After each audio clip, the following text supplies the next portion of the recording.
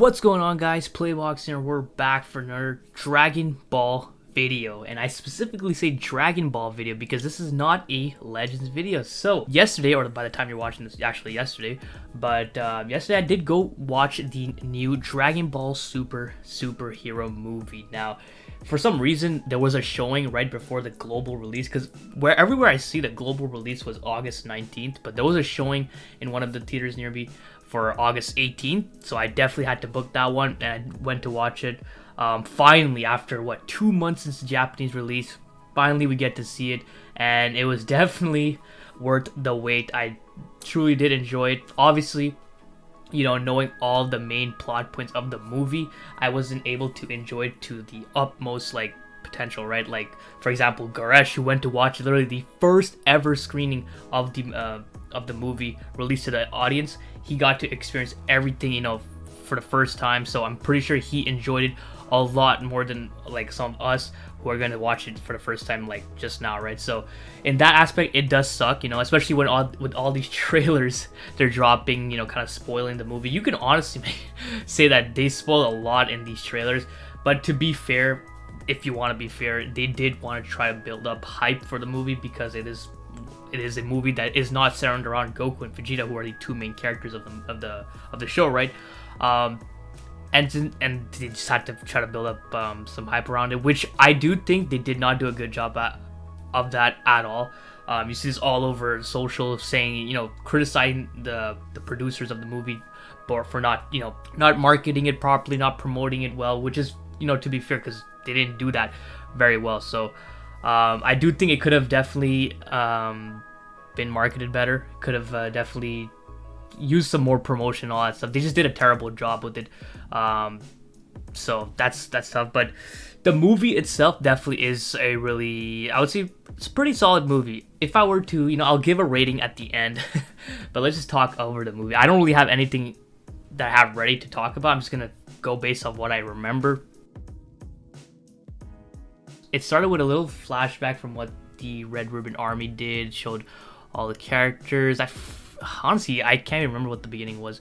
But skip forward it started with Dr. Hedo, or Hedo. I think it's Dr. Hedo, who is a grandson of, Dr. Jiro, joining the Red Ribbon Army to produce some androids, blah, blah, blah. Skip forward to Piccolo training Pan. Now, this is the first thing I kind of noticed, is that when Piccolo is training Pan, by the way, if I didn't say this initially, there's gonna be spoilers in this review. I'm gonna be talking about the movie itself, so if you don't want to hear any spoilers, if you want to keep that for when you're gonna go watch the movie or whatever, just click off this video, because there's gonna be spoilers. There's gonna probably be pictures. I don't know what I'm gonna be showing on screen. There's probably gonna be pictures and stuff from the actual movie, so if you don't want any of that, just click off the video. Completely fine with me. But here we go. 3, 2, 1. All right, let's go. So yeah, Piccolo training Pan. There was one thing I noticed with that scene, is that Pan is trying to learn how to fly, and it's kind of weird, because in Dragon Ball Super, the anime, we actually do see Pan flying as a baby. When she was I don't even know if she was a year old, she was flying, you see her literally flying up to the stratosphere of the earth, which is insane. But you could make the argument that, you can actually make two arguments. One, that she was flying subconsciously, she wasn't in control, which is obviously fair. Two, it was part of a filler arc in Dragon Ball Super. I think it was between the Tournament of Power, no, not the Tournament of Power, but the Future Saga and the Universe 6 tournament. So those are two arguments to counter that. So if you take those two, it makes sense that she's trying to train to fly. Which would make sense, right? Everyone has to go through that training. You see Goten go through that training in DBZ with Gohan. Even Videl went through that training. So it's pretty cool to see Pan also going through that training. And it's funny to see Piccolo being the master of Pan, or her trainer, which is really cool. I really enjoyed all the scenes with Piccolo and Pan. Just their dynamic together really reminds me a lot of, Piccolo and Gohan's dynamic back in early Dragon Ball Z. But obviously you could tell that Piccolo is a lot nicer to Pan compared to when he was with Gohan when he was a kid. So that's really cool to see. Another thing I wanted to point out, before we actually get into this, obviously the biggest concern for a lot of people was the CGI, since this whole movie was entirely made of CGI.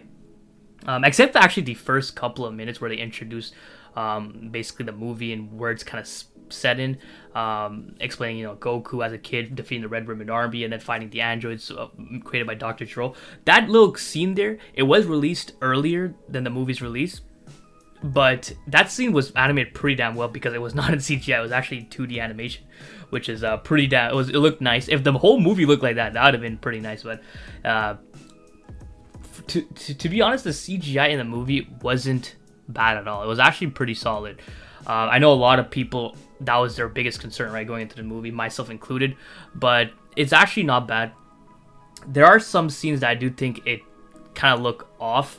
Like, for example, there was the worst part of the CGI for me personally was back on Beerus's planet when you see Goku and Vegeta talking.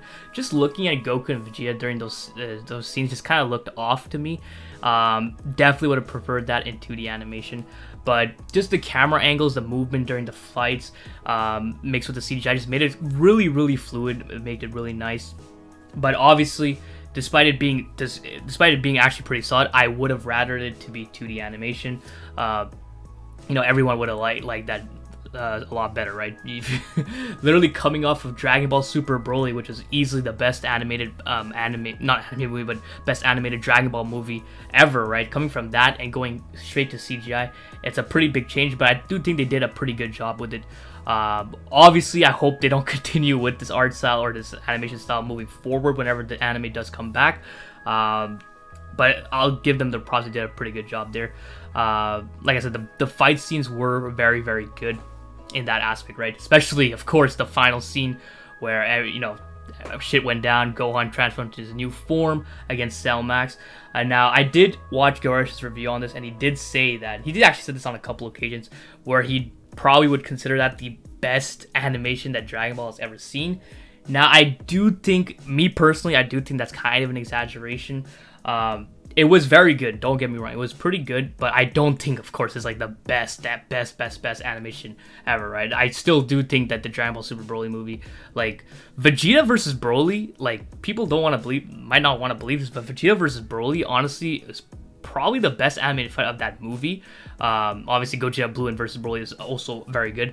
I think those two fights definitely are still better than the final Gohan Beast or Beast Gohan versus Cell Max scene. I still do think those ones are better, but that doesn't take away from the fact that the Gohan Beast, the final climactic battle, was still very well animated.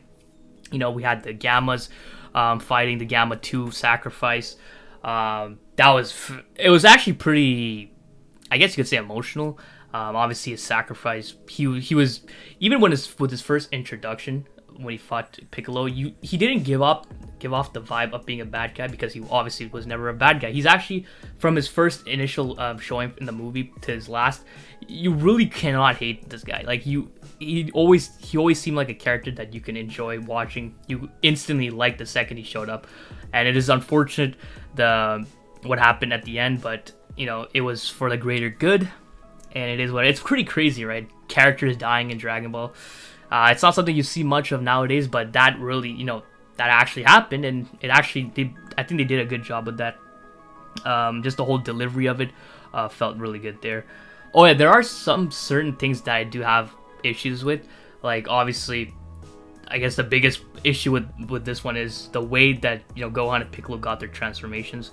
For those of you who don't read the Dragon Ball Super manga, I mean, I'm gonna say some spoilers from the Dragon Ball Super manga, so if you don't want to hear those, you can just skip ahead. But they're currently in the Granola arc, right? And we know that Granola and Gas both got their power through a wish from Shenron, which I didn't really like to begin with. It's such a cop-out, I would say. Granola did get, I guess, some repercussions to it, right? He got his lifespan reduced by, I forgot how many years. But it's just such a weird way to get their power-ups, I guess. And then Piccolo out here getting the same treatment. I feel like the potential unlock mode is fine, because he wanted to get it from Dende instead, right? Since Krillin got it and Gohan got it back in Namek, so he wanted to get that. But just the extra that he added, the orange Piccolo, just doesn't. He looks okay. I'm not a big fan of the design of the form, but it just feels like, just like an Aspel, obviously. Well, it's not really an Aspel, because he just wishes for it. I guess it's an asshole, but it is what it is. But then we come over to Gohan, or Beast Gohan, and obviously the transformation looks pretty sick in all the animation. I know a lot of people like to clown his hair. I do think his hair is just a bit too long. If it was just a tiny bit shorter, it would have been actually pretty cool, but it still looks cool nonetheless. The form, right? The way he achieves the form, very obvious throwback to when he transformed Super Saiyan 2 against Cell. You got the red line passing through, and then the transformation. Very, very nice, like, super clean, right? But it just doesn't feel... I just don't like the way he got it. Like, you see Gohan... The problem I have with Gohan and Dragon Ball Super is that there's no really progression in this character, if that makes sense. Like, we know from the first fight with Beerus against... in Battle of Gods, he was obviously... I think he was able to transform Super Saiyan. He got knocked out by Beerus. Couldn't do anything. Then came Frieza. He transformed Super Saiyan, beat Tagama or whatever his name is, and then he gets one shot by Frieza, and then he vows to never have to continue his training, never have to give up, because there might be another threat to the world or something, and Goku and Vegeta might not always be there, blah blah blah. And then he goes start training with Piccolo, right? And then he goes back. Then the Future Saga Trunks, a Future Saga comes. You still see him train near the end of the arc where he says goodbye to Trunks. You see him, with Piccolo. They just finished the training session. That's good. That's fine. Then we skip forward to the Tournament of Power, and then we see that he's still rusty again, and then he has to go back to train with Piccolo, which again he goes back without any training, and then has to go back and get some more training again from Piccolo. It's like they have to constantly remind him that you have to be training, right? So then Gohan goes to train with Piccolo, then he gets his powers back, blah blah blah, for the Tournament of Power, and then that's good.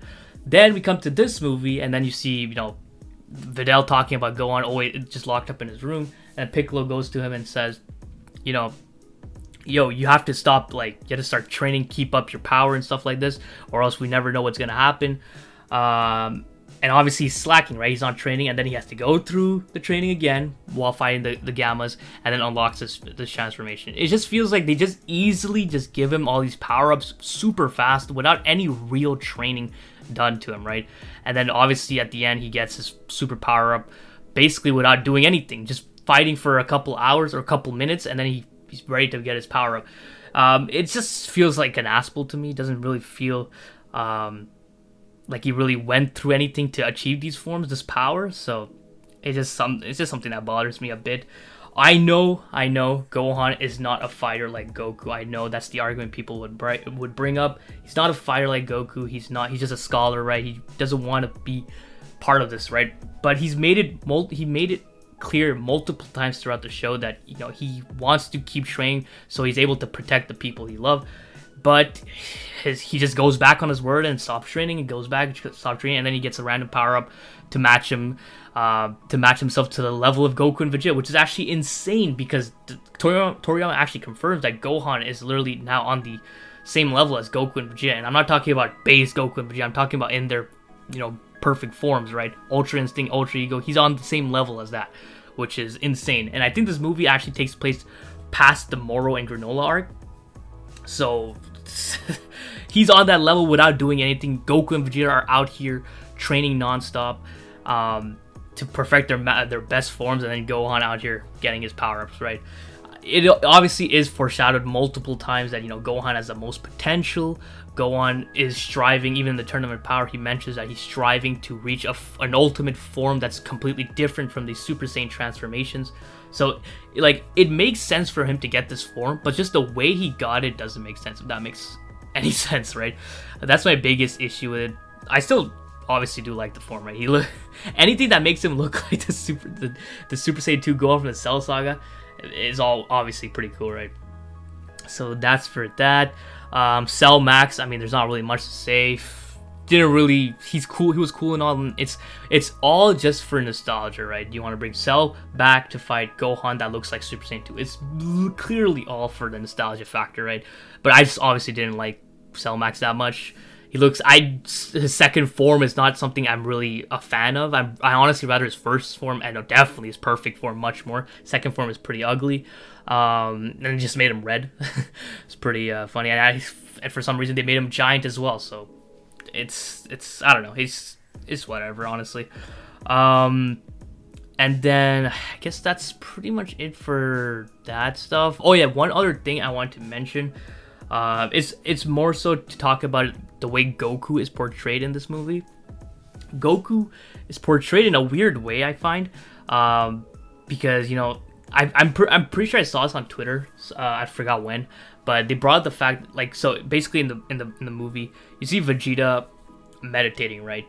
Meditating and focusing his mind and stuff like that, and then you see Goku come in and basically say like, oh yo, why are you meditating? That's not gonna do anything for you. That's basically silly. You can't get stronger just by sitting on a rock or something like that, he said. But there have been multiple instances in the past, I forgot where, but I remember I've seen a couple of posts on this, multiple instances in the past where Goku is meditating, focusing, calming his energy and stuff like that. And that's actually something he should be working on more and more, because he's trying to attain the true Ultra Instinct, right? So that's something he should be focusing on. And when this movie is set post Granola, especially after we see all this stuff going in the Granola arc, where you see Goku, he's trying to calm himself, trying to train his Ultra Instinct, trying to master it, right?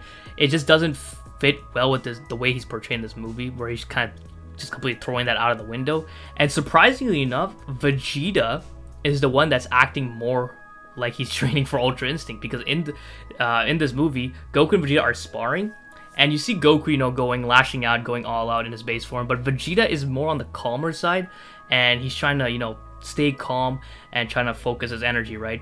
Which is weird, because that's completely different from what he's trying to attain. Vegeta is trying to attain Ultra Ego, and he even mentioned it multiple times in the anime, and I think in the manga, that he doesn't want to follow the same path as Goku in achieving Ultra Instinct, because that calm nature and stuff doesn't suit him.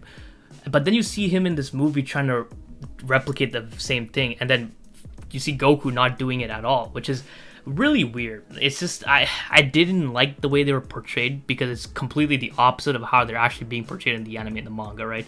So that was a bit weird on my end, on their end. It was also really nice to see Broly again. I'm glad they're training Broly. I definitely want to see more of Broly in the future. But yeah, just wasn't super happy with the way they were portrayed there. So yeah, I mean, I don't know if this movie is canon. It might be canon, but it just, from the way that they portray certain characters, it doesn't look like it's canon, if that makes sense, right? But we'll have to see how it is handled in the manga. I don't know if they're gonna retell it, or just gonna do something like the Dragon Ball Super Broly, where they say like, oh, they had this fight with Broly, blah blah blah, but it's a story for another tale. So basically confirming that the Broly movie is part of the main continuity of the Dragon Ball manga, because there's literally a time skip between the Turn of Power and the Moral arc, and in between there's the Dragon Ball Super Broly movie, and they basically tell you to go watch the movie to find out what happens, right? So I don't know if that's what they're gonna go with when they do a little time skip between the Granola arc and the next arc, but we'll just have to wait and see what they have to say about that. So that's gonna be pretty much it. Don't want this video to be going too long. I just decided to record this because I just finished watching the movie, and I don't really have time to record a Legends video, so I decided to, why not do this?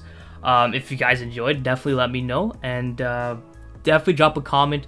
Let me know what your thoughts on the movie were, what you liked, what you didn't like, what your rating was. Oh, I forgot to give a rating. If I were to give it a rating, I would probably go with either like a 7.5 or 8. Probably would go with the 8. Because there are stuff that I didn't like, but there are also stuff I liked, and overall I did enjoy the movie, and it was a breath of fresh air to watch Dragon Ball again animated, right? So definitely excited for whenever the anime comes back, and hope you guys are alright too. So if you guys enjoyed this video, if you did, please leave a like and don't forget to subscribe, because that shit is so important. So don't forget. Other than that, have a great day. See ya.